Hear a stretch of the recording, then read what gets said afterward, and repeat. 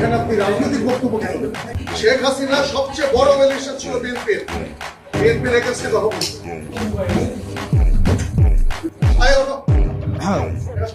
চাঁদাবাজ এর বিরুদ্ধে সবসময় আমাদের কথা বলতে হবে।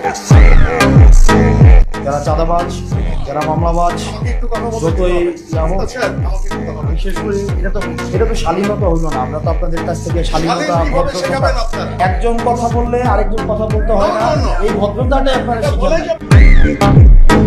গণতন্ত্র মানে এটা না যে সবসময় শুধুমাত্র আপনার প্রিয় কথা আপনার সামনে বলা হবে, আপনার প্রিয় মানুষের সবসময় স্তুতি গাওয়া হবে, এটা জুলাই না। আসলে আমাদের এই বসে এসে কথা বলতে হয়, আমার লজ্জা লাগে আসলে।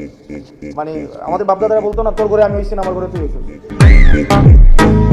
আমাকে আপনি প্রশ্ন করবেন, আপনি যতক্ষণ পর্যন্ত প্রশ্ন অব্যাহত থাকবে ততক্ষণ পর্যন্ত আপনি রাইট রেখে থাকবেন।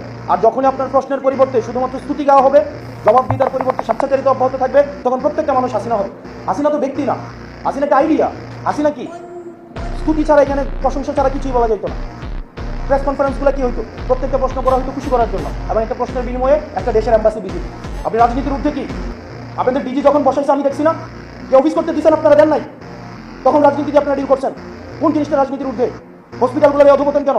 টেন্ডার বাণিজ্য হয় না, আপনি অস্বীকার করতে পারবেন। আমি আসনাদ আব্দুল্লাহ সাক্ষী, আপনাদের কোনো স্বাস্থ্যসেবার আমি 6টা মাস আমি ক্লোজলি ডিল করেছি। আপনাদের পোস্টিং প্রমোশন এগুলো রাজনৈতিকভাবে ডিল করা হয় না? আপনি বলতে পারবেন। এখন যারা ঢাকায় এসে প্রত্যেকটা দল কোনো না কোনোভাবে হচ্ছে, যারা ভালো পোস্টিংগুলো পাচ্ছে কোনো না কোনোভাবে হচ্ছে আপনার সম্ভাব্য যারা সরকারপন্থী সরকারে হবে তাদের অ্যালায়েন্স, এটাকে আপনি অস্বীকার করতে পারবেন? কোনোভাবে অস্বীকার করার সুযোগ নাই। আপনি যাই হন না কেন, যেই হন না কেন, আপনারা ভুলে যান না আপনি 5 আগস্ট পরবর্তী সময়ে কথা বলছেন।